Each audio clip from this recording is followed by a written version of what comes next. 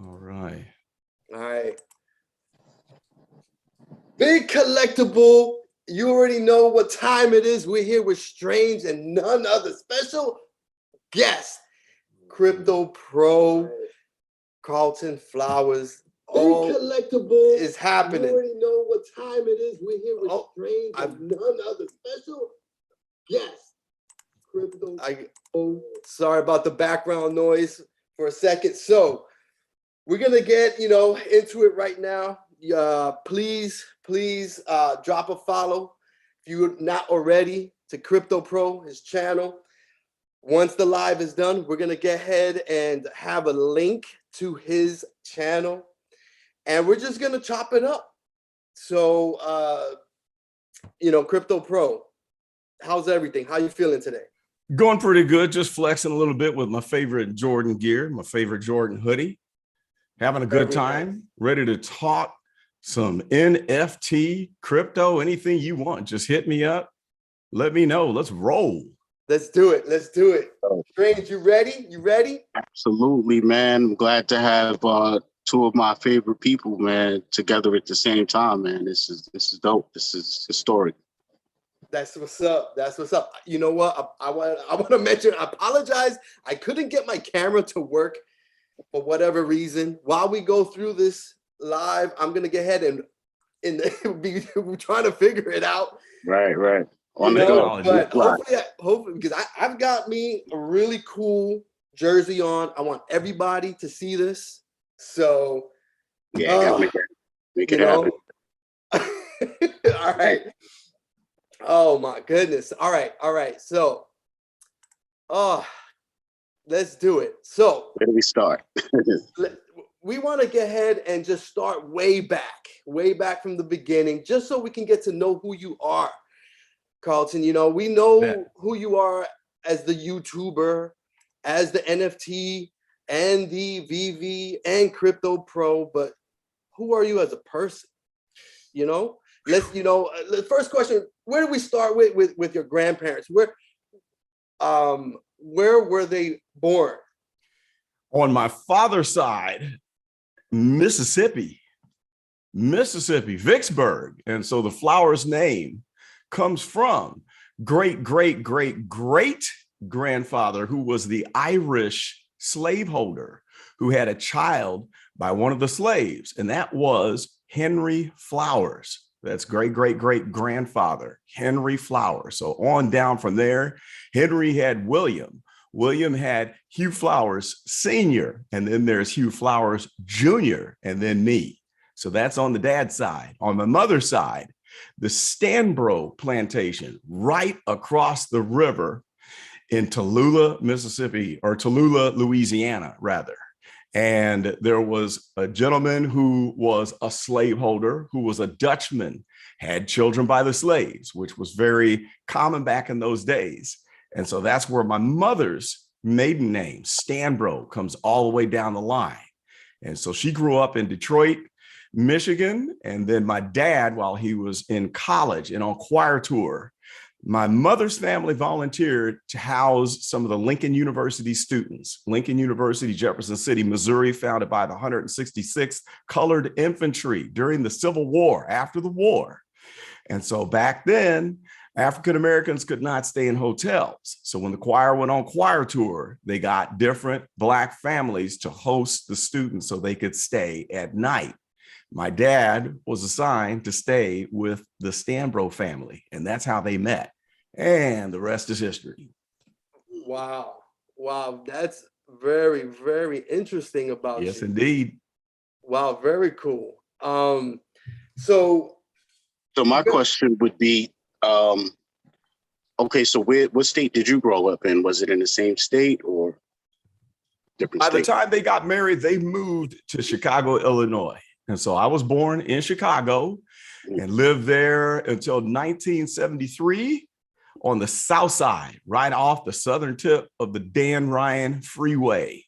And so right before first grade, we moved from Chicago City to Whole Summit, Missouri, out in the country, because my dad wanted to get back to country living because he grew up in Mississippi. And then from 14 on, he lived in St. Louis when my grandparents had divorced.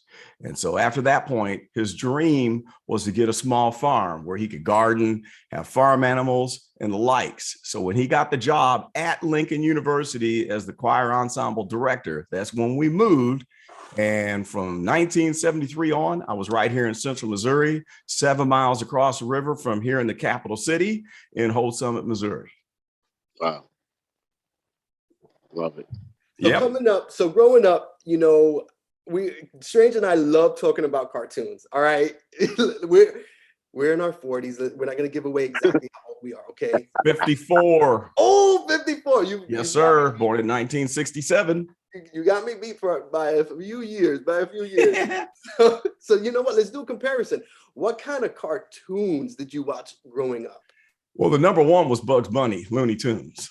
That was the biggest. Every Saturday morning, getting up by 8 o'clock so we could catch the Bugs Bunny show. That was fundamental. Yes. That's you know what? That seems like a common one. You know, I may be the only one that didn't say Looney Tunes or Bugs Bunny or anything, but Strange definitely said that. Yep. Yeah.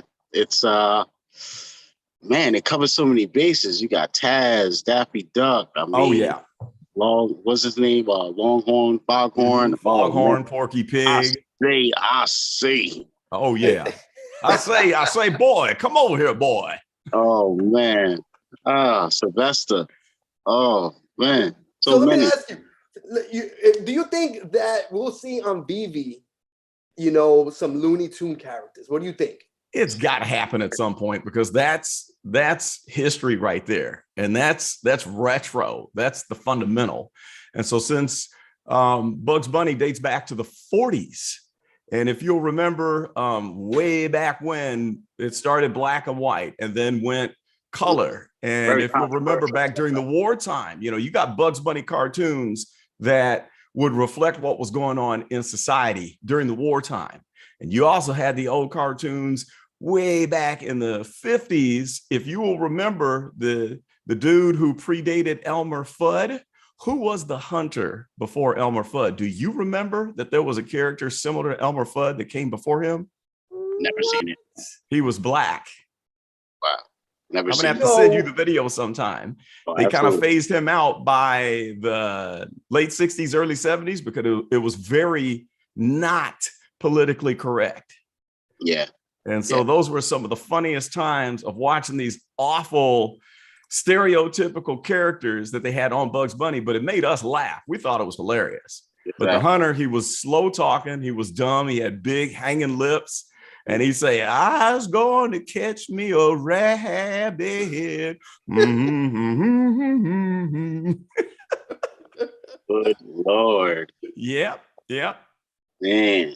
So I guess canceled today. Yeah, exactly. They wouldn't have made it, man. Yeah. Oh goodness. So would you happen to own? Well, here's a question. What toys were you collecting as a kid? Oh my goodness. The first collection that I would say would be the Weebles. Weebles wobble, but they don't fall down. Yeah. And when you find those Weebles collections on eBay, they're a fortune, hundreds, if not thousands of dollars. So I had all the characters. I also had the dinosaur sets, the little plastic dinosaurs. I loved the dinosaurs. And then we had that Fisher Price barn with all of the animals. And the barn, when you open the doors, it would give the moo. And so you had the cow, the chicken, the horse, the little farmer dude. It had the little loft up in the top of the barn. That was it. That was it back then. Wow. That was the earliest. Now, if you go further on into the 70s, I was big into AFX and Tyco slot car racing. I was big into that. And then I was just talking to Strange yesterday about my 1978. It was about 1978. And me and my brother had the Shogun Warriors. Yeah. It was a 2-foot robot. I had the dude that shot the axe. My brother had the one that shot the fist. And then kid up the street who was our friend had the one that shot the missiles from his chest. I just found two on eBay, the one that I had and the one that my brother had. And that set is $400. And I'm thinking about getting it. Mm-hmm. You know, when you see a collectible like that you had from back in the day, and you have it such a strong emotional tie to it, that's what really drives me to collecting. When I have a strong emotional tie, it's not so much. That's exactly what it is. Yep. You know. Absolutely. So I completely get that and respect that. I say go for it, because whenever you have your family coming over, your brother or whatnot, or just you by yourself, you see that piece and the memories that are tied to it. Big time. And that's why I love what's happening right now with NFTs. You know, earlier today we were my wife was telling me that she wants to relocate. And the first thing that comes to mind is, my goodness, packing all the collectibles up and whatnot. Wow. But, you know, when you have digital assets and NFTs that I still have an emotional tie to, I think it's a added bonus that we don't have to worry about. That's true. And whatnot. True. I would be all over that, to have a digital version of any of those things that we collected in the 70s. Right. Absolutely. So what about video games? Did you play a lot of video games coming up? I was there when it was invented. I went over to my friend's house. His name was Nathan, and he was somewhat well-to-do. I think his dad was like the commissioner of the water district, and his mother was a teacher. And so he had the Pong video game. Wow. I could not wait to get to his house and play Pong. So you had the two little white lines that would go up and down. You had a little controller that had a circle on it. I don't even know if it had a button. It might have had one button, and you would turn the circle to move your little position of your man, which was a white line. And it was just a ball going back and forth. And you would play ping pong with the little white dot. That was the first one. So then Atari kicked on the scene, and we couldn't afford that. But then we waited long enough, and out comes Intellivision. And so we bugged our parents so bad, and they bucked it up and put up the $250 to buy us an Intellivision. And my favorite game was the NFL football. It was outstanding. In fact, I bought an Intellivision 2 on eBay several years back, and I had moved, and they sent it to the wrong address, and whoever got it kept it.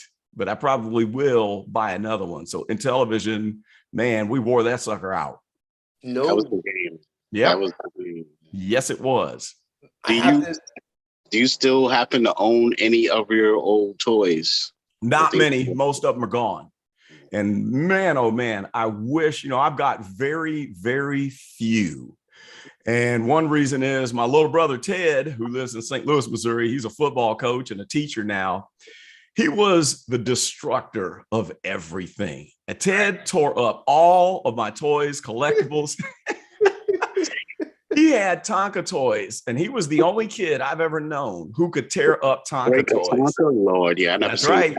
They would show like an elephant standing on a Tonka truck and couldn't tear it up. My little brother tore them all up.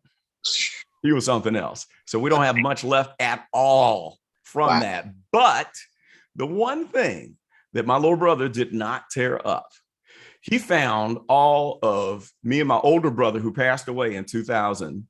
He found our football cards. We were big in the NFL. My first team that I loved was the Miami Dolphins, followed them to the Super Bowl in 73. Wow. And then me and my brother were big time Pittsburgh Steelers fans. So we started collecting football cards in 1974. We had Walter Payton, we had Jan Stenerud, we had Terry Bradshaw, we had all of the top cards. And my little brother has 2 or 3 notebooks stuffed full, and he has a lot of those original football cards that me and my older brother had collected.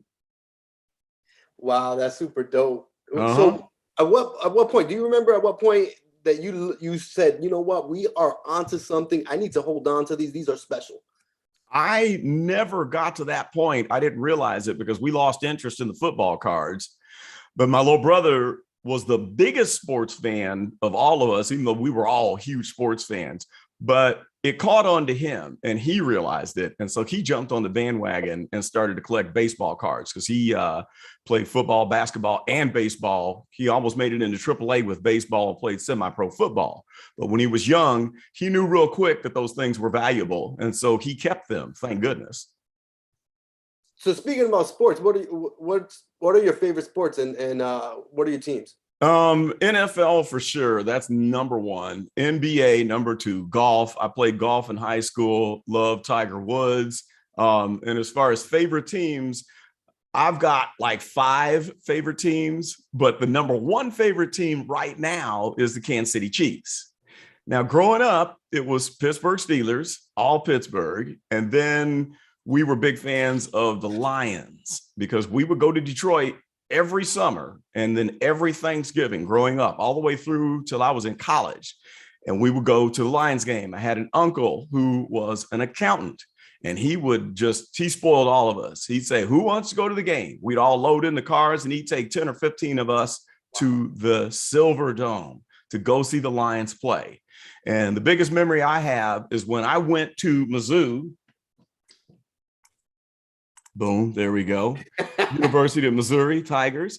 And I remember when I had met my wife, we were dating. I met her my sophomore year and we were at a game.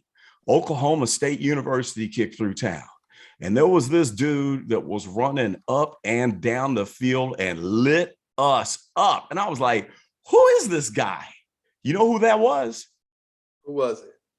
Guess. Oh, man. Related to the team I was just talking about. What year are we talking? 1986 or 7. I can't remember which one exactly. You know what? Let's see the chat. Running up and down the field like crazy.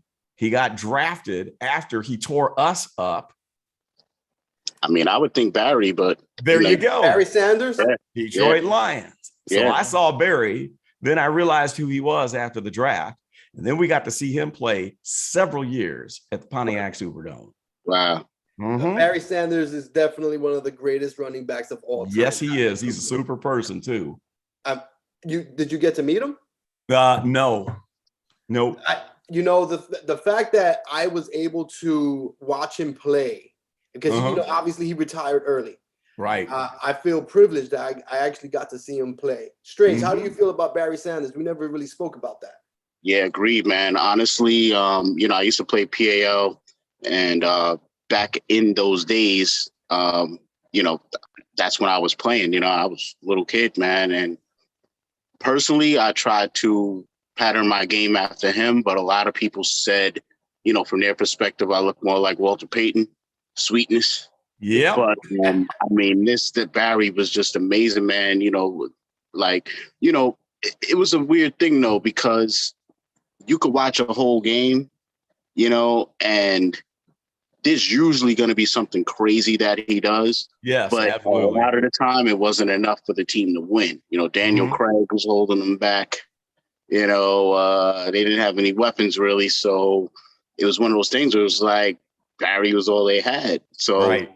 And he put them on their back, on his back as much as he could. But it was a rough league back then. I'm like you guys said, man, I'm just glad I got to see it with my own eyes. Him, Thurman, it was a lot of dudes that were special, man, that position. But Barry was just, I know. I mean, this dude would just disappear in a pack of dudes, and then all of a sudden he'll pop back out and be gone, man. Yep. I mean, the whole, he was like, he wouldn't just run you over. He would just make you look silly and you never even touched him. Right. Yep. You know what I mean? So that I definitely think that, he's special. And by the way, everybody who's watching, please drop a like. And again, we are with Crypto Pro. Please drop him a follow. Carlton Flowers. He is a wealth of knowledge. So my question is, tell us a little bit about how you got into finance, crypto, technical analysis, what led you down that path? Right. What made you dig in, Okay. It was 1999 when the dot-com boom was happening. And I had a friend who got me interested in the OTCBB stocks, which is over-the-counter bulletin board, and NASDAQ small cap stocks. And so I started investing in penny stocks when the market was going bananas, and we were buying in things at 1 cent, 2 cent, watching them go up 10x, 20x, 50x. The craziest investment I made, there was some small, what kind of fund was it? It was like some type of, what do you call it? Not a hedge fund, where you have several stocks in a portfolio, a company that manages. Right. Yeah. Well, EFT or whatever. ETF, similar to an EFT. I EFT, can't think of the name just because I'm thinking of it. A mutual fund, maybe. Right. And so I jumped on this thing on a Monday morning, bought in at 31 cents. And then on Friday, it was up to $2. So I went ahead and sold it, and it peaked at $6 right after I sold it, but I was happy with that. Right. And so I had gotten my dad onto it and my brother, and I told my dad, hey, come on with me and let's jump on this one hot mutual fund here that's penny stock. And so we bought about, I can't remember, several $100s worth, and then I cashed it out on Friday for $5,000. I go to South School Elementary, where my dad was the music teacher. And so after I cashed it out at the company that I was doing my trading with, because back then you couldn't do it on your own.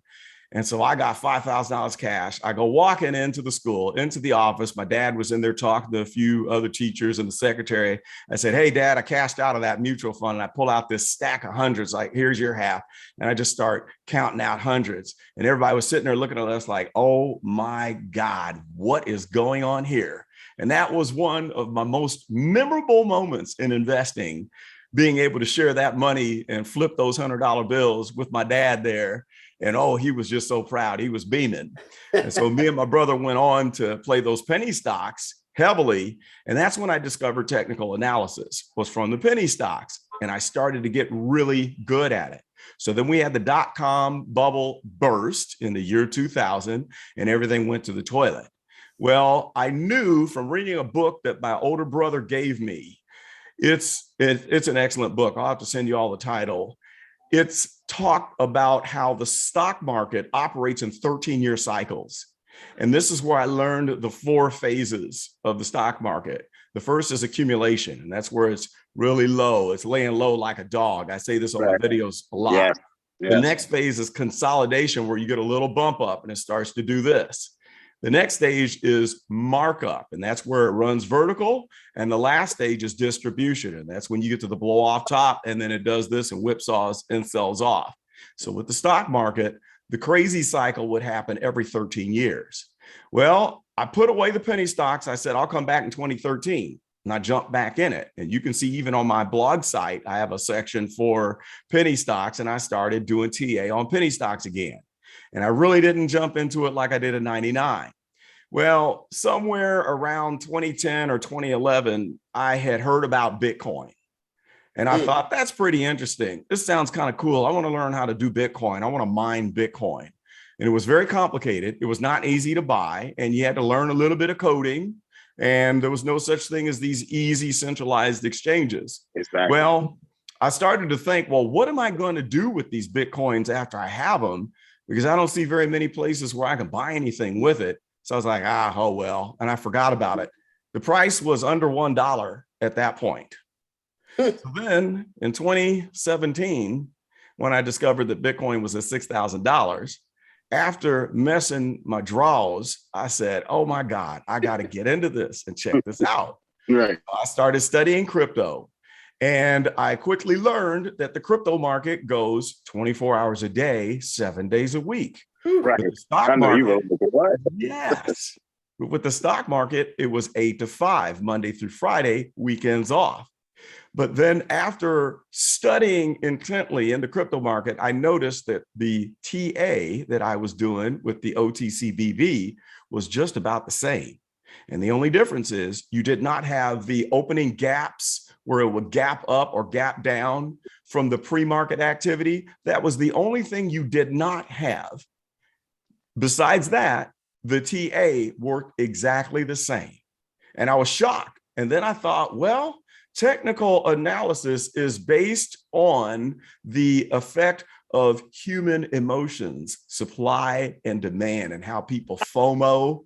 It all makes the overall effect, which if you study the Fibonacci sequence that is all throughout nature, and I'm an engineer, so math is my thing, and I love science, and I already knew that the golden ratio, the number pi, the number phi, the Fibonacci sequence that we see that repeats patterns all the way from subatomic particles to the cells in our body, to plants, to the design you see on the sunflower, to how everything in the world is designed. Well, that is the same foundation of what makes technical analysis work, because it is an analysis of the numbers of how things happen in waves. So if you could picture when you're surfing on Daytona Beach, you're out there and you're waiting for a big wave. The waves are small, then they get bigger, and then here comes the big one, whoosh, and you ride that one. And then after the big one, there's one that's sort of big, and then it tails off. And then you wait another 5-10 minutes for the next series of waves to come in. That is exactly how stocks and cryptocurrencies operate, because it's the people and the emotional aspect of how one person learns about it, tells 10, those 10 tell 10, then the popularity hits, then everybody's like, oh my God, I gotta get into this thing. And then you get a wave that comes in. And then after the whole herd of people jumps in, the smart ones sell off. And then all of a sudden you get a blow off top. And before you even get to that blow off top, the smart ones are gone and they've sold out. So if you can picture lemmings, you know, the animal, the lemming? Absolutely. Yeah. Yep. And the lead lemming runs over the cliff and all the rest follow. Right. That's how stocks work. That's how cryptocurrency works. It's the same thing, human emotion and popularity. So that's how I got started into TA. And I've been heavy and hard on the crypto ever since. I still do a little bit of stock stuff. One of the best stocks that I did, I bought Cassava Sciences when it was $3 a share. And at the peak last spring, it hit $144 a share. So I invested $30 and bought 10. That was worth over $1,000 last spring. Now, it's settled down since then, but it's still around $40 a share. So that's the type of plays that I look at. Get in early, ride the wave, and then cash out once it's worth a whole lot. So that's my history of getting into crypto. Make sure you guys subscribe to Crypto Pros channel, man. Most definitely. Get your weight up. This is the type of content and the resource that he provides on the channel. So you've got to get ahead, like Strange just said, is drop him a follow. So, you know, right now, and again, if you're not comfortable answering any of these questions, you know, just pass. But what crypto do you hold the most in? Oh gosh, let me pull out my spreadsheet. I've got so much. I'm terrible, man. I've got a total of, oh Lord, I'm probably in about 200 different projects right now. And I'm not like a whale or anything. I just buy little bits of stuff and then I know when to buy in early. So I'm pulling up my spreadsheet so I can look and see and maybe give you an idea of my biggest bag. Let me go to the top here. I only have like maybe $100 worth of Bitcoin, if that. That's definitely not one that, you know, I put a lot of money into. So while you look that up, let me ask you, you know, when every month I try to allocate some of my budget, my investment budget into crypto, and I'm only allocating 10% of my crypto budget to Bitcoin, because I feel that, I mean, of course, I feel that there's room for growth, but I feel that there's more ROI in the next, I don't know, year in other coins, in other projects. That's good you say that. And when you're getting into one early and you haven't had that monumental increase in price, you can make more than if you invested into Bitcoin. The safest, easiest way would be throw money into Bitcoin, wait 5 years. That's super easy. And if I'd have done that, I'd probably be able to sleep at night. Right. But since I'm the hot dogger and I'm looking for that next rocket ship, I make it hard on myself. And I'm trying to jump into these projects that are outperforming Bitcoin or outperforming ETH. And it's very hard to do. And I would tell you that most things are not going to like outperform ETH. But now that ETH is over $4,000, it's a little bit, you got a little bit more of a chance to find something that will truly outperform it. Right. And as long as the ones that you are picking are outperforming ETH and Bitcoin, then you're good to go. If you're investing in the projects that are not outperforming ETH and Bitcoin, you're wasting your time and you're not going to make those gains. So right now I'm looking at my KuCoin account, and the biggest holding is Kadena. Yeah. And I like Kadena because it's the only blockchain that is proof of work, but it's scaled. And so they have this method where they are able to scale it and have parallel blockchains where you have one in the middle and it makes a star. And each one is only backed up by two more instead of out to infinity, which keeps it keeps the ability for it to retain the network speed. And you have the safety of proof of work, but then you have the speed and scalability of proof of stake. So I was told about Kadena by my friend Simon, who's a good friend of mine. He's from Nigeria, lives here in my town. And this guy wears me out. Every few days, he's like, Carlton, you got to get into this one. Carlton, got to get into that one. I'm like, dude, if you don't slow down, I haven't even bought the last 10 that you told me. And then he like bugs me about, you better get into this one. But 9 times out of 10, he's right. And so he told me about Kadena when it was at $1.89. So I went ahead and I popped off and got a couple hundred of it. And then it shot all the way up to 25 bucks. And then I bought 20 more, somewhere around 23. And right now it's sitting at what, $10? It was just at 9. And I'm probably going to pick up 100 more, but the 220 is worth $2,569 right now. And the initial investment was $400 or $500. So that's a big one. It's a nice little bag. Yes, it is. And then I turned around and I bought Flux because Flux is going to follow Kadena. I had jumped out of my Solana. I was mad because I knew about Solana at 25. I didn't get it. And so my buddy Jai Dillon, who's my neighbor across the street, he's from Texas. He bought like $6,000 worth of Solana. Really? And yeah, he sold it once it got into the high, I think 180, above 180, and then diversified those gains. So I watched it go over 200, then it dipped down, and I finally FOMO'd in somewhere around 150 or 160. I sold it, bought it back, and then sold it 223, and then it's dipped down to 150. So I might get 2 or 3 or 4 and just let it sit, but I'm out of Solana. XPR, Proton, that's one that is similar to KDA, and it is somewhat similar, and they've got their own DeFi project, they have their own wallet, and they have a DEX. And so XPR I bought in at 0.008, and it's been upwards of 5 cents at the peak, and it's sitting around what 1.7 right now. AOA is one that I purchased a couple $100,000 of at 0.0001, some ridiculously low number. Polylastic is another one. They received a grant from the Matic Polygon. Yes. And Polylastic is an interesting project. I've got $500,000 of that.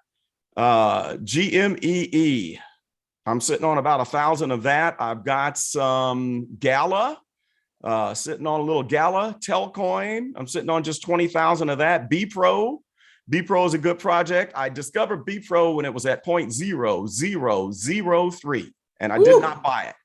It went up over 1,000x from the point that I first discovered it back in like January to where it hit the market cycle peak in that intermediary peak. But I'm sitting on about 30,000 of BPro and probably going to pick up some more. I've been in and out of Shiba. Shiba gets on my nerves. I'm probably not going to buy that back again because the people who think it'll go to $1 annoy me. If you jump over to Coinbase Pro, and the bulk of my holdings are Coinbase Pro and also KDA, and then Hotbit, which is one of my top secret exchanges that I use because you can find projects before they even get listed on the other exchanges because they start on Hotbit. It's easier to get listed on Hotbit. And then you find out that they jump on to KuCoin, and then they move on to get listed on Coinbase. So over on the Coinbase side, the biggest holding would be AMP. And I'm sitting on about 40,000 AMP.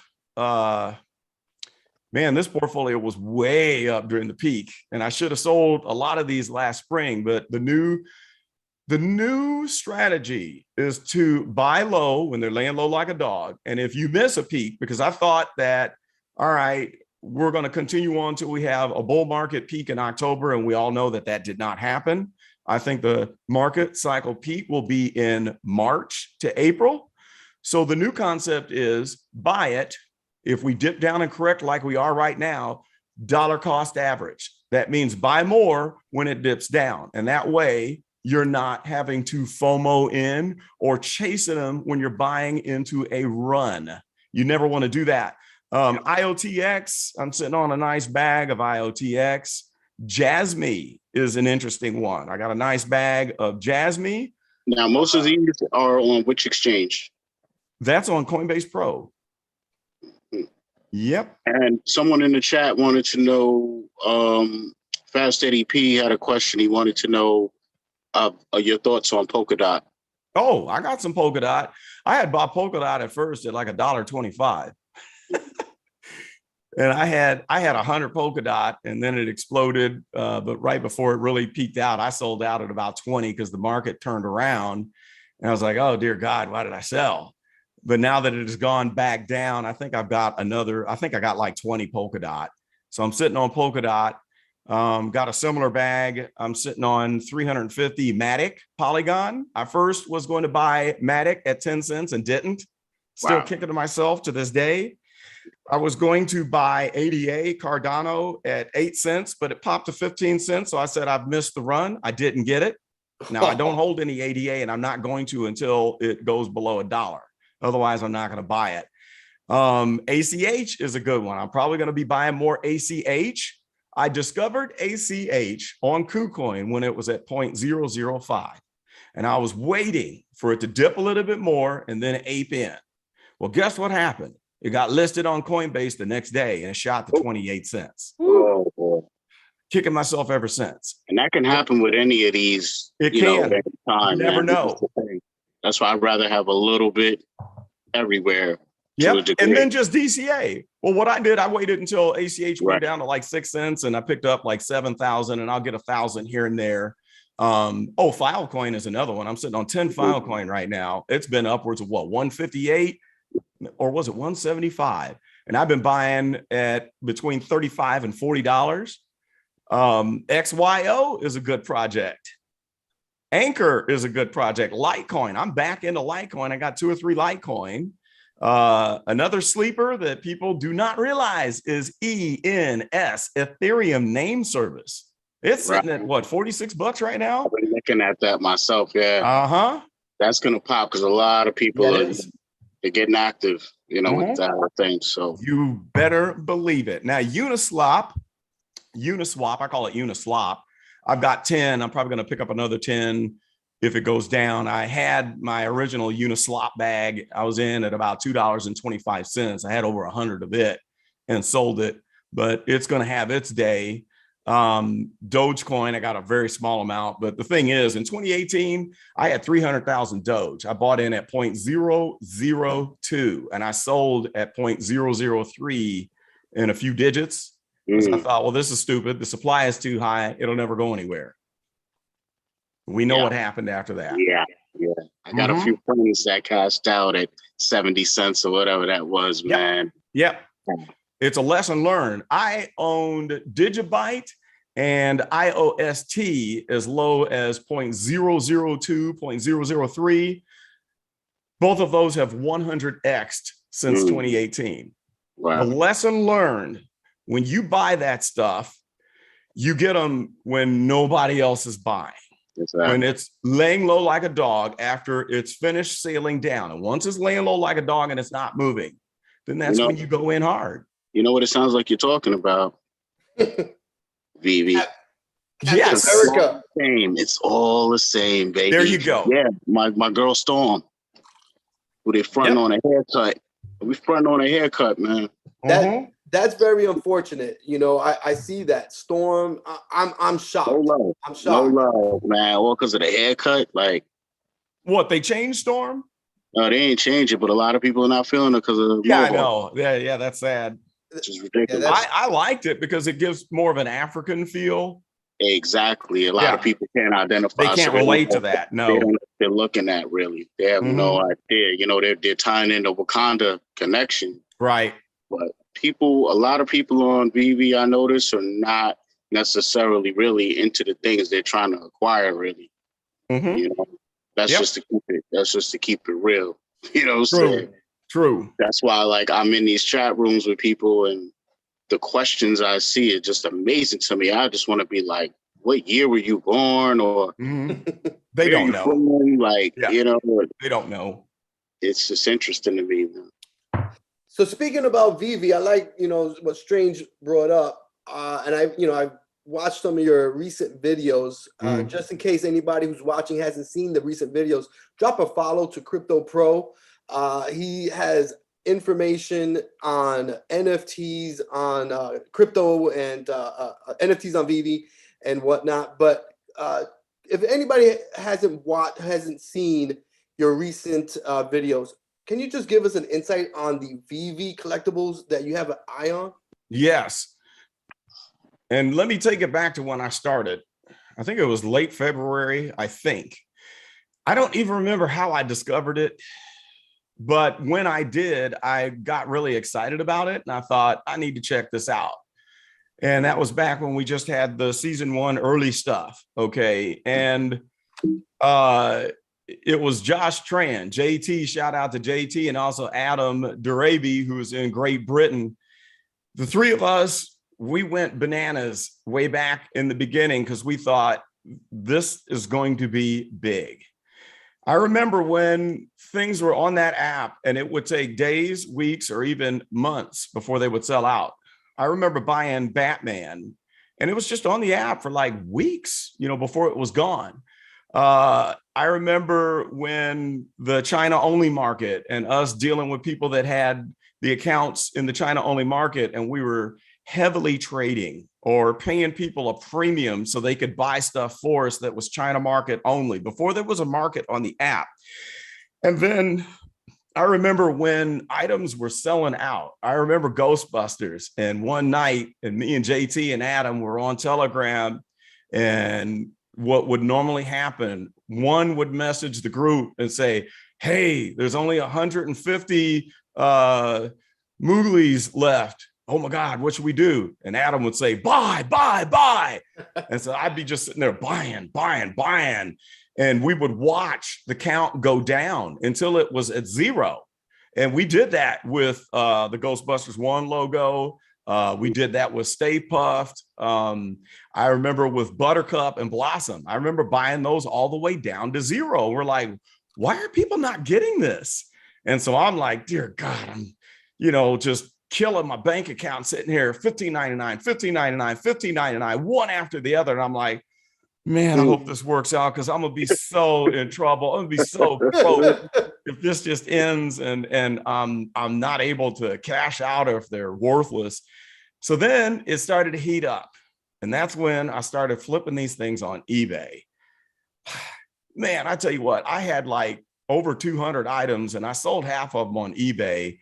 I made like $12,000 cash. I paid off bills. I paid off my initial investment. I went and bought a car. I did all kind of crazy stuff. And I still had like 175 left. And then I went to what I call strategy 2.0, where I started to just stack them up and not flip and sell. I quit selling them on eBay. And then when the DeLorean drop came, that's the one that I can remember where we experienced the new reality of selling out within the same day. Right. So within, it was as short as 1 hour that the DeLorean Ultra Rare completely sold out. I can't remember if it was like that drop was insane. That was the first drop I was on, and there were all types of glitches. You remember People don't know what bugs and glitches were unless you were around back then. Yeah, they don't even have them. That's right. I remember thinking to myself, you were driving the car around. Yeah. That's when they had the common where they mistakenly unleashed the drivability and turned it off the same day. So I got one ultra rare. I bought a bunch of commons. I got a couple rares.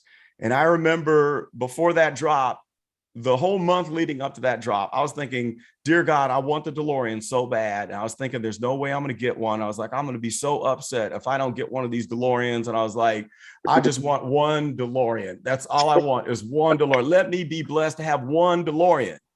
So now, of course, if you watch that last video, I have 4 ultra rare, 4 rare, and 29 commons. Because after that drop, I started selling on eBay. And then when it came out on eBay, the URs were selling for $1,100. And then over the course of the next month, and there's videos you can see where I posted charts showing the graphs of it when nobody else is doing that. Before anybody had a graph, I had a chart showing the chart of the price action of the DeLorean Ultra Rare. And it went all the way down to like 190 bucks. So what did I do? I started stacking them. I was buying them off of eBay. I ended up with 6 or 7. I sold off 3 of them, and then I stopped with 5. I sold 1 more a couple months ago to jump on the Ecto 1, and that's how I ended up with 4 complete sets of the DeLoreans. And after that drop, I kept buying the common $29.99. I just kept buying it, and then when the price took the dive, I think the cheapest one I got was 13 bucks. And I remember people telling me those are worthless. It'll never be anything because there's too many editions. There's 50,000. It'll never be worth anything. Well, guess what? They said that about the Todd McFarlane too.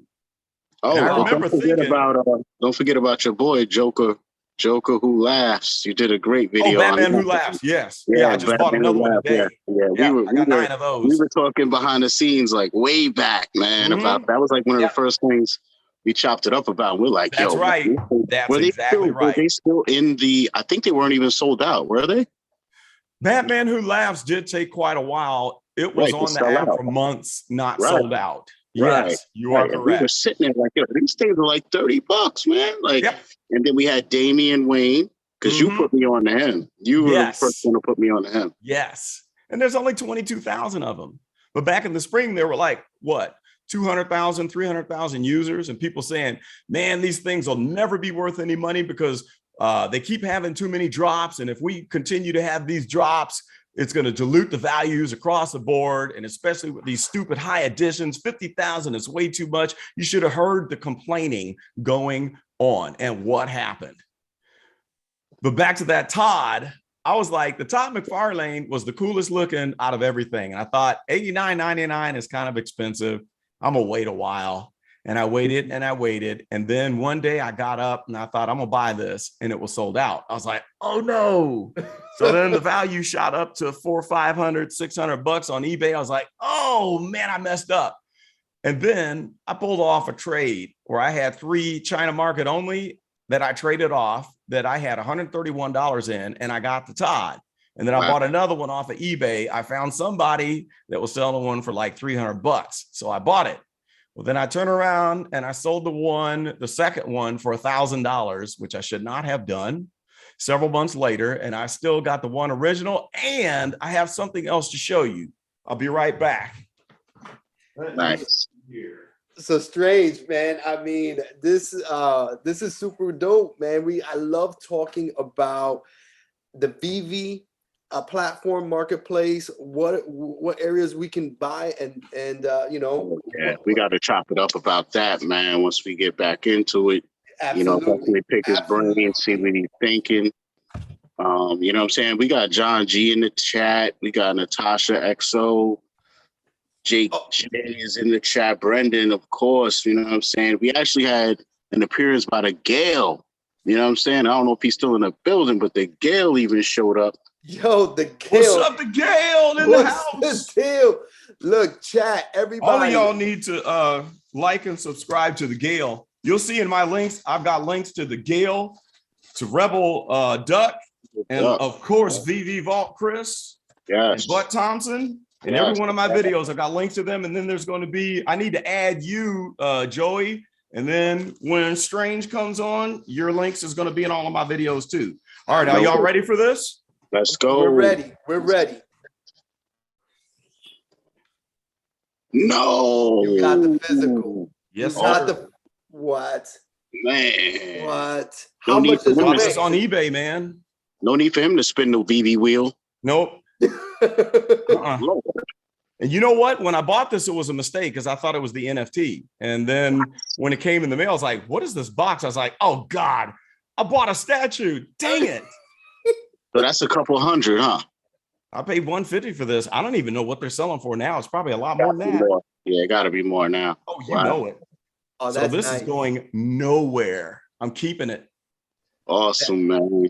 That is nice. I love it. We always like to encourage the guests to have a big boy collectible, man. And to be real, I totally forgot to prepare you and ask you to bring one out, man. So this is perfect. Like, hey, there we go. Very cool. Very cool. And chat, if you have any questions that you want us to ask Crypto Pro, just feel free. You know, this is open forum. So, you know, just shoot away. So, you know, on the Veve platform, on the marketplace, you know, look, we don't have a crystal ball. We don't know the future, but we all have our opinions and where we think that the best ROI is right now. So if you had to pick one within the next, let's just give it, I don't know, 3 months, which, and not total cost, we're just strictly looking at ROI. What collectible would you recommend? Well, just off the top of my head, Wonder Woman, because it has not made a major move yet. It's at what, the high 300s right now? Yeah, below. Yeah. I'm thinking that Wonder Woman is going to follow Superman. I just love the artwork. Some people don't, but I love the artwork. And I think it's going to pop off. And then I think the next one to do Spider-Man numbers is Captain America Common. Right. And you know that they burned the remaining supply of it. Right. And people wrote it off. Well, it doesn't have the FA tag, so it's not going to do anything. There's too many of them. You know, all you got to do is do the opposite of what everybody says. That's it. Just go against the grain. Because the Spider-Man, what did they do after Spider-Man tanked and you could buy the common for $30? I was about to say it didn't even sell out, didn't it? No. I don't think it sold out for no, it didn't. Like a week or like a couple weeks. Yeah. That common. And it was the common. Yeah. It's ridiculous. $30. And you know what? It's like this. Okay. When you realize when you open up the Veve app and what's the first thing you see? There's Spider-Man. He's right there on the app. And then that's the common. Why didn't the light bulb come on? I mean, subconsciously, when everyone stares at that splash screen, what do you think is going to happen to the value? Exactly. So I made the mistake. I had 4 commons and 3 uncommons and a rare. I'm still holding the rare. I sold the common at the peak just a few days ago for $475. And the only reason why I sold it is because I have been stacking the Captain America, because I believe the next set to do Spider-Man numbers is Captain America. Why? Because everybody has forgotten about it. And also, you know that is some of the best artwork on this app. The Captain Americas are dope, especially the common. He's standing up, his chin's all up, chest is all out. It's dope, man. It's amazing. When you drop it's totally amazing. And in the AR, it looks incredible. Yes, it does. It is. I think that it's definitely going to do Superman numbers. It's definitely going to follow Spider-Man, especially since the light bulb has not come on in people's heads yet. But all you need to do is realize, okay, just a few weeks ago, it was selling for 32 gems. And it's tripled since then. And so when you see beautiful artwork, and that's an iconic character. I mean, come on. Absolutely. I tripped on Superman and didn't get it. I'm not tripping on Captain America. I am ready. Right.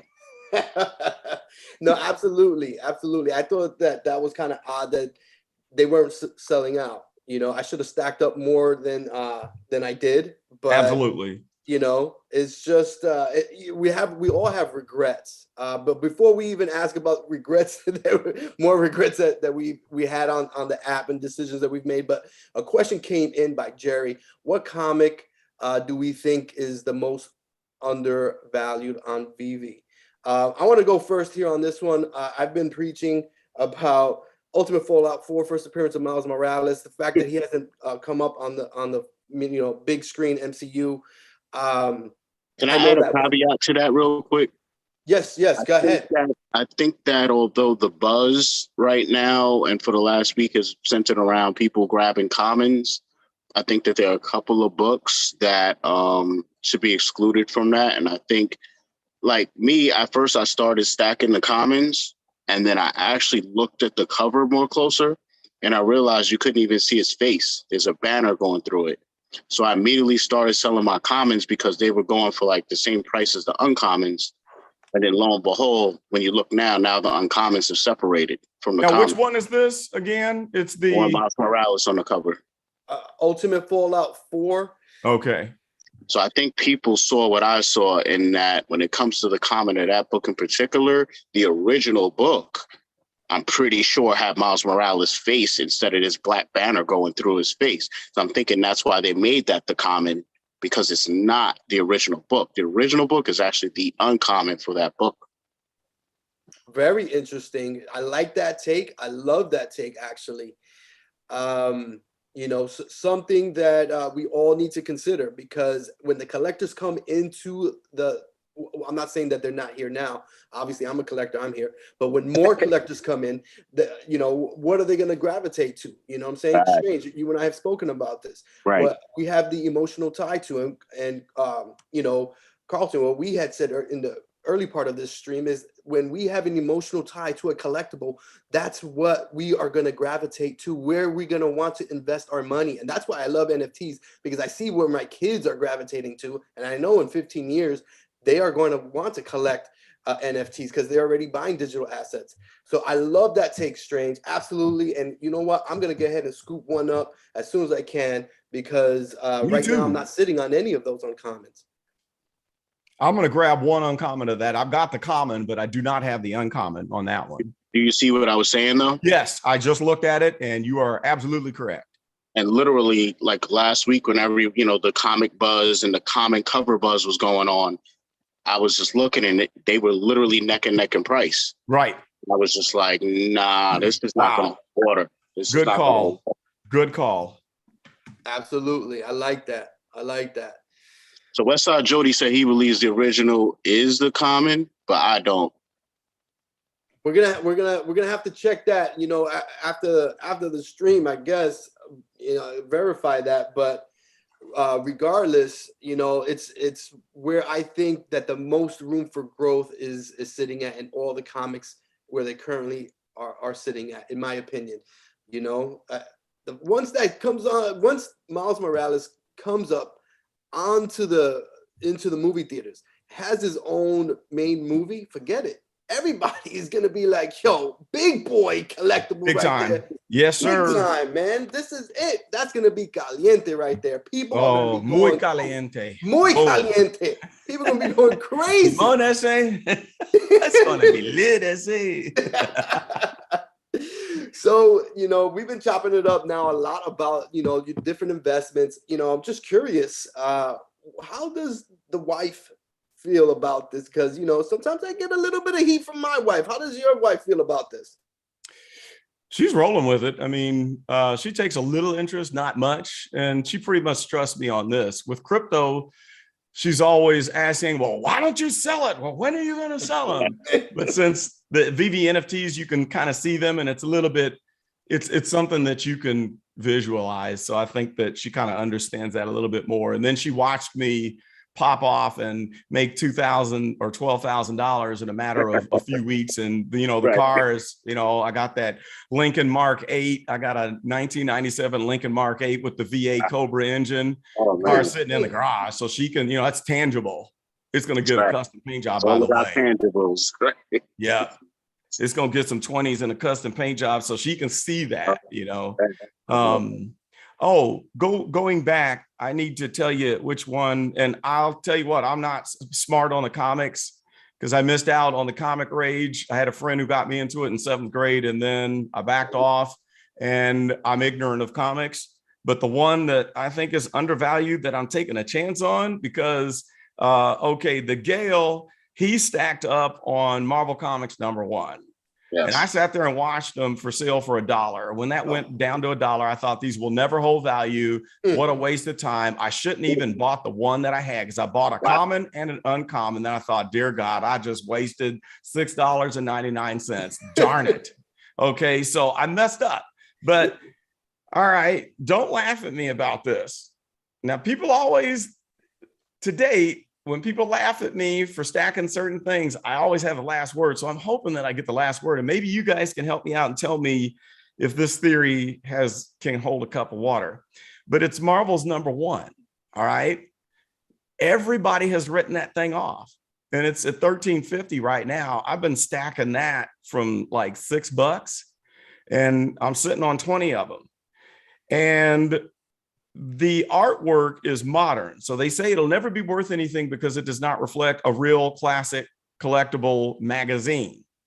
But when you look at it, it's like the modern version, and the artwork in this thing is absolutely fantastic. It's laid amazing. Out so well, and it's Marvel's number one. Okay. And I think that since everyone wrote it off, it gave me the opportunity, the second chance, since I was dumb and didn't do like the GALE and stack up on Marvel Comics number one. Exactly. I thought, well, I'm gonna go hard on Marvel's number one simply because everybody has written it off for trash. So I'm thinking that because of the quality of the artwork in this thing, and it was the second one, wasn't it? Or third, second or third, and it's Marvel's. See, this is my thing too, is I understand even, considering Joe using real world comparisons to these. Mm-hmm. But the reason why I kind of don't is because, how do I put it? I mean, the people who were alive when those original books came out, they're probably dead. Oh yeah, you're right. You're right. And that's if a good they are point. alive, they don't give a damn about an emotional connection to that book, and then that transcending into the app. True. Very true. That's where even these, Golden Age or whatever Bronze Age books having variant covers, I don't think that connects with a lot of people versus the more modern book. You're right. So when we're making comparisons to physical books, I think it applies more to the books from like the 80s and 90s. But these, I think it's just a factor of the fact, like when it comes to the first Marvel comic, Marvel's number one, some of these Amazing Spider-Man number one, you'll never be able to get your hands on that book and read it versus some of these other ones from the 80s, 90s. You can go into a comic book store, you can find them and read them. But some of these old books, either they're totally destroyed or they're graded and encased in glass. Right. So to actually be able to read these books, there's a new added value to what Veve has to me.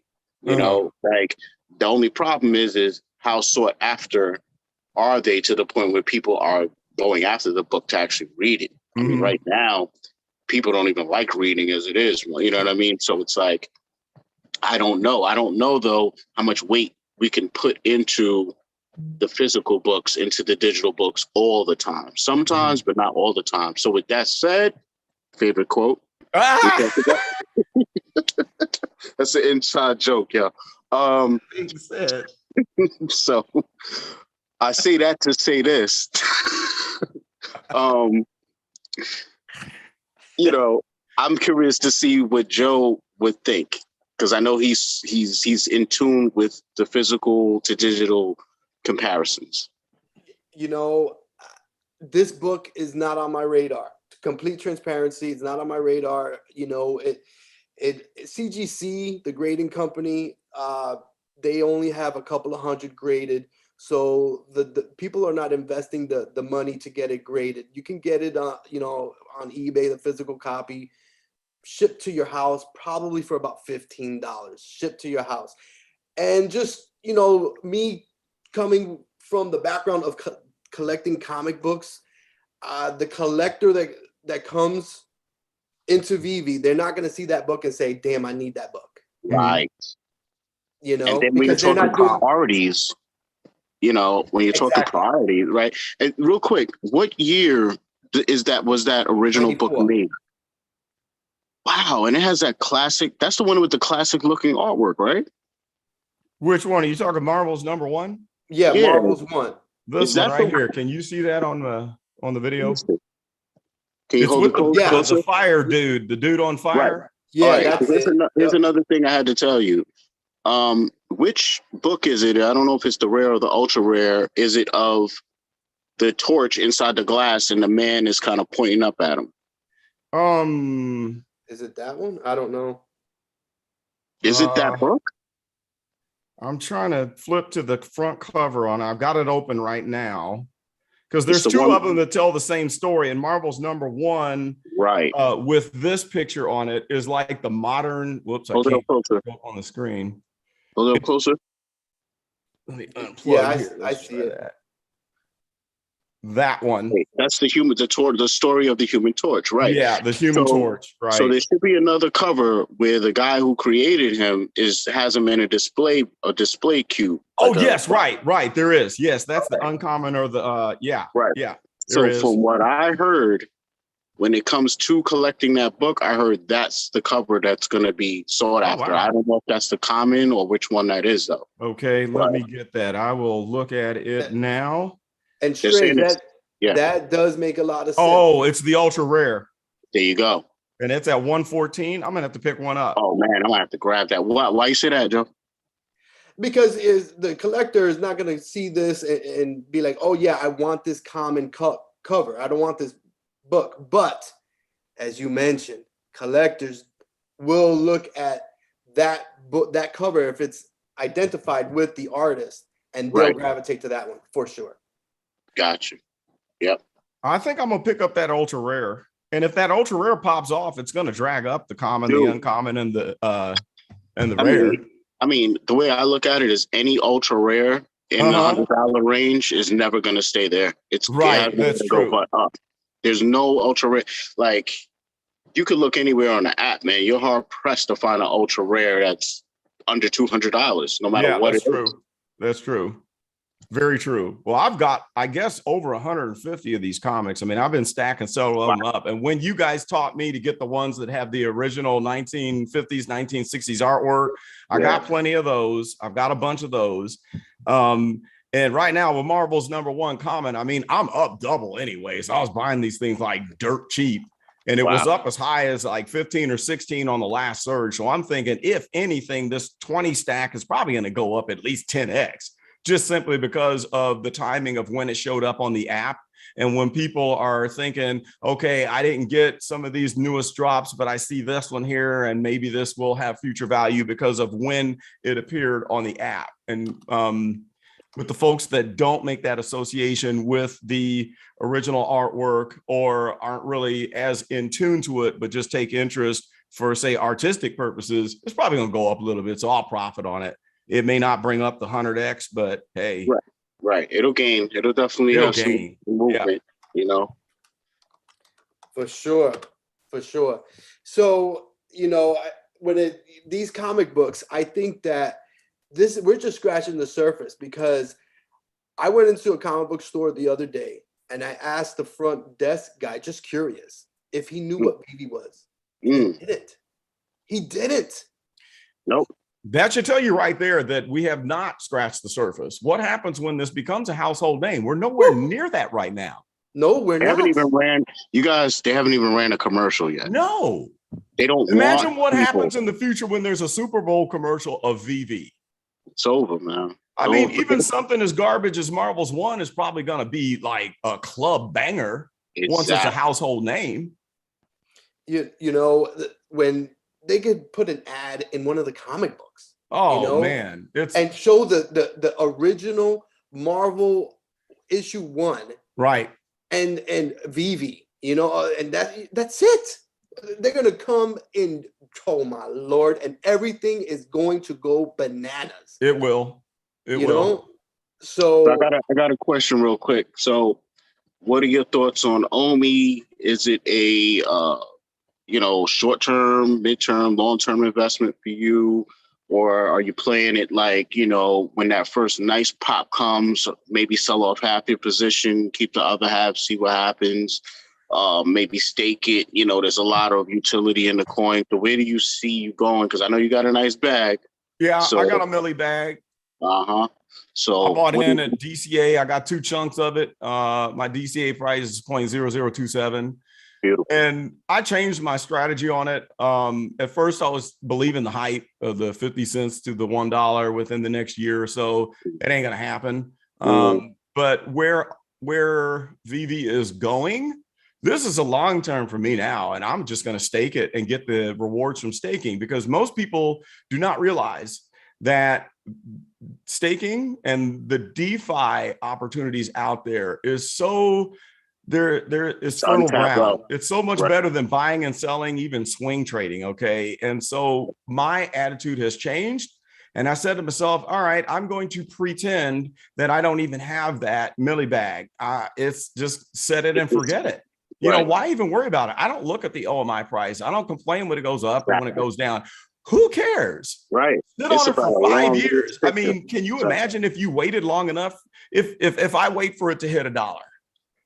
Exactly. And then even when it does, you're probably going to have so many options for staking, for DeFi, where you will not have to sell it because you could borrow against it. There may not ever be a reason to sell. There is a trick rich people use. What they do is they invest into the stock market.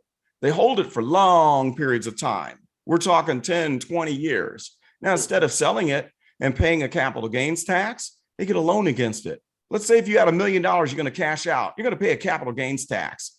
What if you go to the bank and you say, hey, loan me $800,000 against this investment portfolio, where you're just a little bit less than what the current value is. So if the price goes down, you're not going to get margin called or anything like that. Well, they take out a loan for $800,000. What's the capital gains tax on an $800,000 loan? It's not. It's borrowed money. Right. Yeah. So they make the loan payments. They go buy whatever the hell they want to buy, and then they die. And then they pass on the original bag to their kids who don't have to pay a tax on it. They only pay taxes on the gains. Man, that is some is some knowledge right there. This is why I need them combos with Crypto Pro. Man. This is, man, oh my. Listen, I'm telling you what, that's how they play it. And that's how the rich get richer and stay that way. They don't share that knowledge. Man, shoot, I cannot believe it. That right there is money. Man, I am going to definitely, because wow, that strategy right there. You know, I'm sitting on, 401k and, investments and whatnot, but I absolutely love that tidbit right there. Mm-hmm. When the time comes, I'm putting that under my hat for sure. I am shoot. There you go. I mean, if you buy in crypto right now and it goes up 10x or 100x, why sell it and have to give 30, 40, 44% thanks to Joe Biden right now if you sold out? And dear God, if you live in New York or California, man, they're going to come at you. You're getting jacked, man. They're going to take your money. Listen. There's a reason why 50 Cent declared residence in Texas, bro. Oh, yeah. When I'm ready to cash out, I'm going to take every dime of my real life money, pack up whatever I pack up, and I'm picking a state, preferably one with no sales tax. No, there you go. Know what I mean? Florida. Man, back to Florida, back to TX. Right. No, but I'm not cashing out here, man.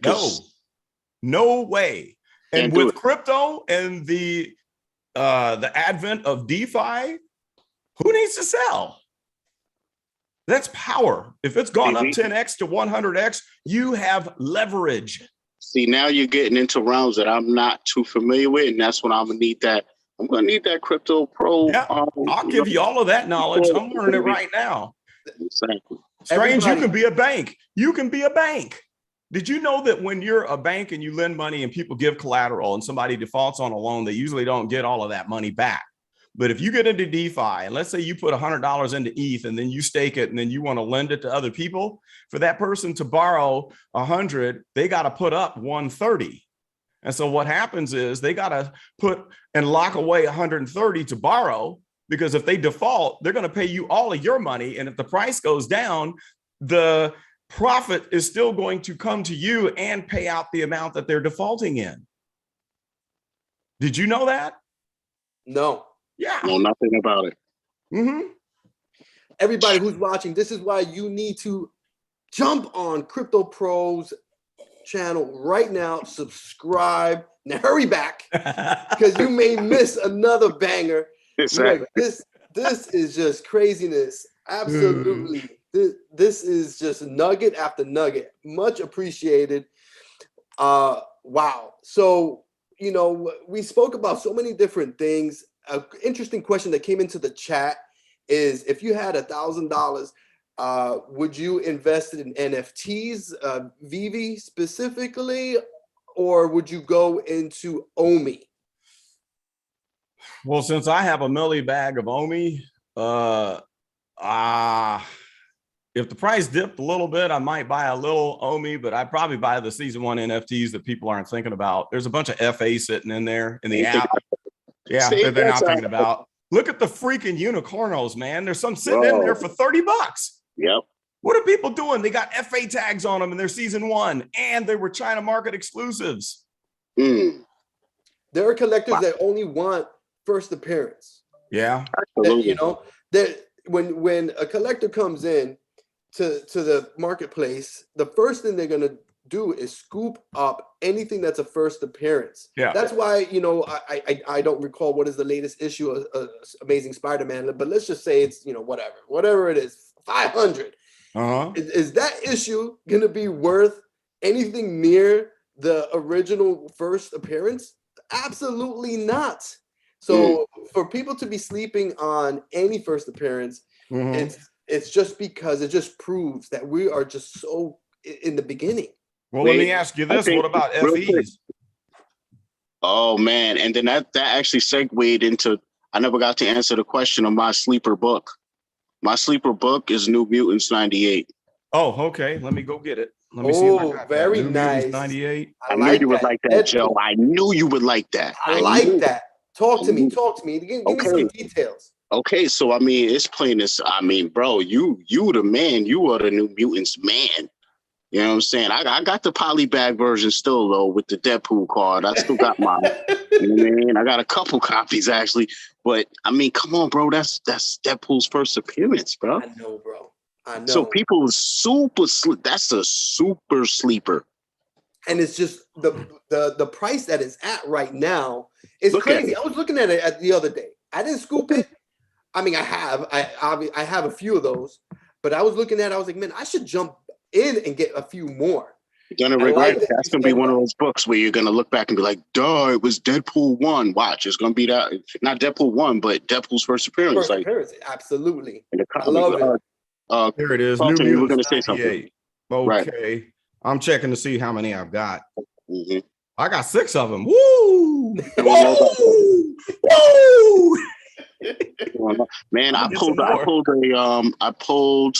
think it was the rare from the drop. You know, this is back when you could get a couple off the drop. You know what I'm saying? Okay. And I got a couple of commons, and I got the rare joint, man. But I sold that many moons ago to help me, you know, propel to that next level. But okay, you know, the ultra rare is only at 118.99.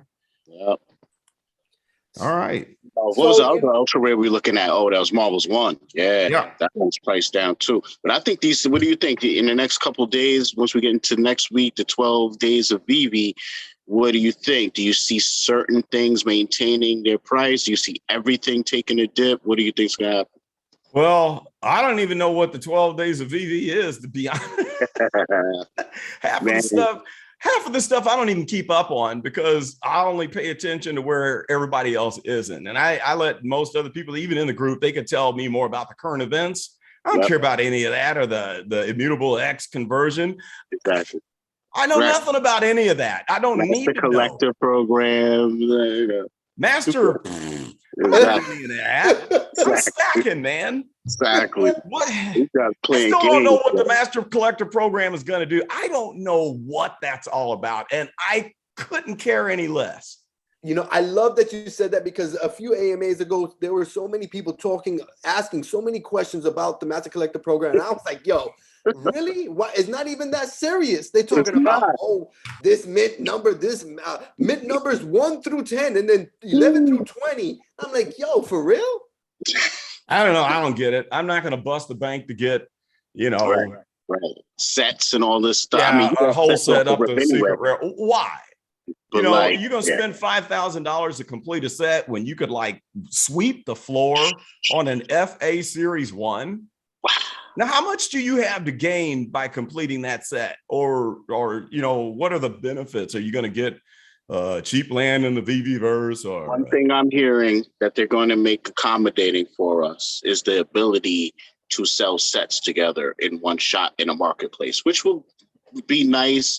But my thought process is, I don't know if people are necessarily going to charge more for you buying the whole set. Isn't it the way to go? The They're more not, you because you buy, can the pick up less. the individuals, right? That's what Why I'm would that saying. even benefit you? So I'll pass on that. I mean, I got some sets. If I happen to get a set and it's not like a ridiculous price, I'll do it. I'll complete it, but I'm not going to like break the bank and just go for sets. I'm not in that competition. I don't need the points and the recognition and all of that. I'm stacking to make bank because the kids need shoes. That's right. Baby. That's right. We need to eat. The wife needs new purses. That's right. So, you know, going with that, how do you envision the metaverse to be, or veveverse? I think it'll be pretty cool because we'll be able to do stuff. Flying things around or driving the DeLoreans. I think it'll be a plus. Absolutely. And when we have a utility, when the veveverse actually is up and running, I think that's going to bring a lot of these NFTs that have a utility. It's going to bring the value to another stratosphere. It's just, I think it will. Yeah, definitely. Absolutely. Absolutely. You know, we've been chopping it up here for a while now. I don't want to, you know, take too much of your time. I really do appreciate it. I lost track of time. I know. I just looked. I've been having a good time, man. This is what happened. You know, this is what keeps happening, man. It's supposed to be, you know, an hour, but I know it's so funny. We say, yeah, an hour, and then it's 2.5. No doubt. No doubt. You know, everybody who's watching, please go to Crypto Pro's channel, drop him a follow. I mean, knowledge upon knowledge. Absolutely. Drop some bangers here on this live. I really do appreciate it. Strange, I really do appreciate you making this happen, linking this all together. And, you know, that was a lot of hard work, you know, us talking back and forth and everything, you know, trying to get something, an outline together. And I think, you know, everything went well. And just with the knowledge that you were able to share, Carlton and Strange, on this stream, I think this stream is just jam-packed with a lot of value. Cool. That's good. Yeah. Thank you for facilitating this. Absolutely. Man. Yeah. Thanks for putting it together. So I wanted to go ahead and have a giveaway. Strange, which one of the Opensea NFTs you think would be good? What are you feeling? What are you feeling I should give away tonight? Man, I go hard, man. You know me. I gotta say the Mickey Mantle, man. The Mickey Man, I love it. Mickey Mantle with audio. Very cool. I love that one.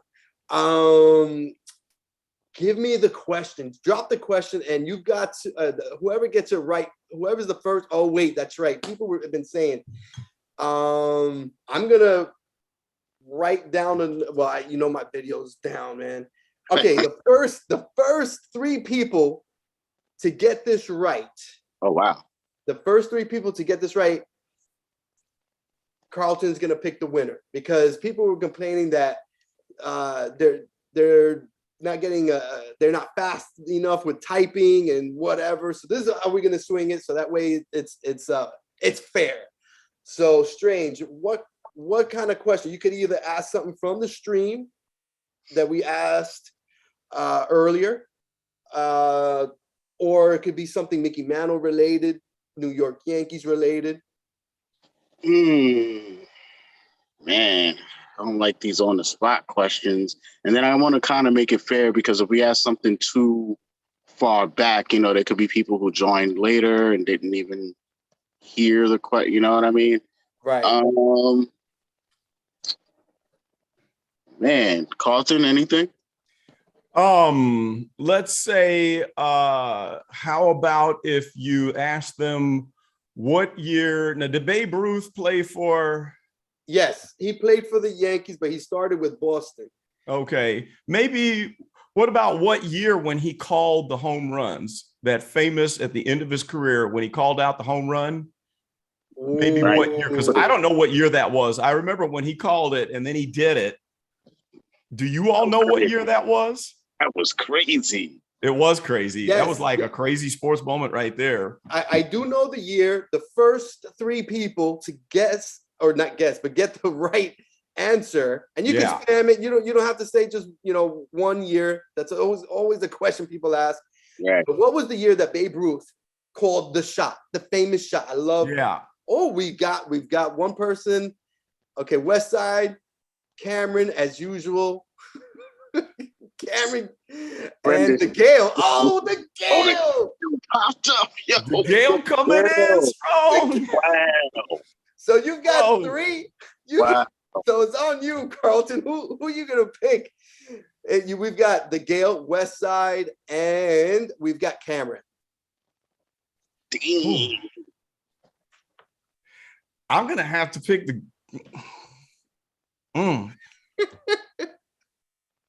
I'm gonna have to go with the GALE because I owe him so much, because I've benefited so much from his videos. Absolutely. I agree. Since you asked me, I've got to give back to that guy because I owe him so much. Because he's so much on, the comics, the collectibles, the characters, and explaining to me why certain items. There was one, I can't even remember which character it was. I think he was telling me something that I had heard JT tell me months ago about, I think it was Finn Mertens, that, why Finn was going to explode in the future. And there was one other where he explained to me why this character was so good. And because of that, I stacked up on him and I benefited. So, boom. That's it. All right. The GALE. Absolutely. I think it was a good choice. For sure. I watched a lot of his content. Drop a follow to the GALE also. Absolutely. So, you can dip out of the live real quick and drop a follow to the GALE and Crypto Pro, Carlton Flowers. Oh my goodness. I'll get with you, the GALE, and we'll link up to get that NFT over to you. So any parting words, Carlton? I know we've had you for a while. I would just say stack on, everybody, and do your thing. Play the game the way you enjoy it the most. And then be careful. Don't spend money that is your rent money. Don't take financial advice from people who don't know your financial situation. And go against the grain. Whatever the majority of people are saying, do the opposite, because it's only the contrarians that take home the 100x to 1000x gains. Just remember, nobody thought the Todd was going to do anything at the time. We know the rest of the story. As Paul Harvey would say, and now you know the rest of the story. Paul Harvey, good day. And most people who are young won't even know who Paul Harvey is. Strange. Google it. I'm sorry, what was that? I said Google it. Google it. The Google machine has the answer for everything. Yeah. Hilarious. Strange. Any parting words, brother? Hey man, I just wanted to say thanks to Carlton for coming through, man, blessing us with his presence, his knowledge, his experience.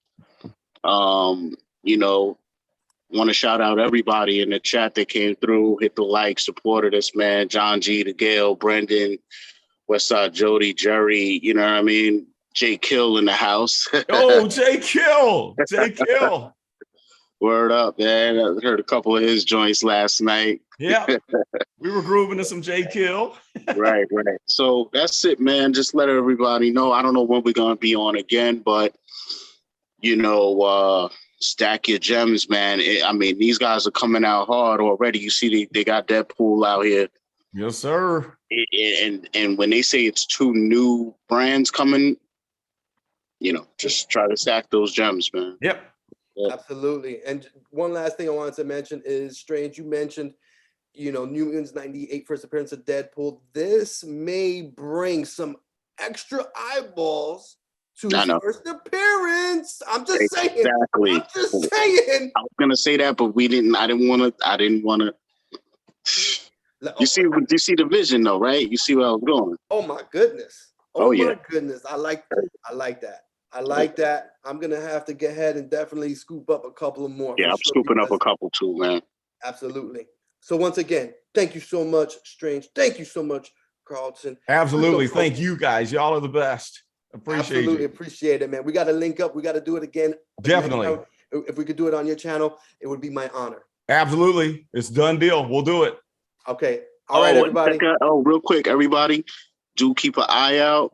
You might catch us all together on Twitter Spaces doing something yes, soon. Thanks for saying that. Yes, absolutely.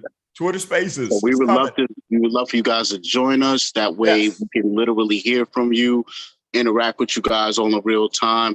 Don't forget to go in the description, check out the Discord channel, Big Collectables. You know what I'm saying? Share this video, man. It's a lot of niblets in here for people to absorb and learn from. So that's it for me, man. Word.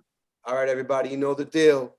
Good luck in all your collectible decisions. Let them all be profitable.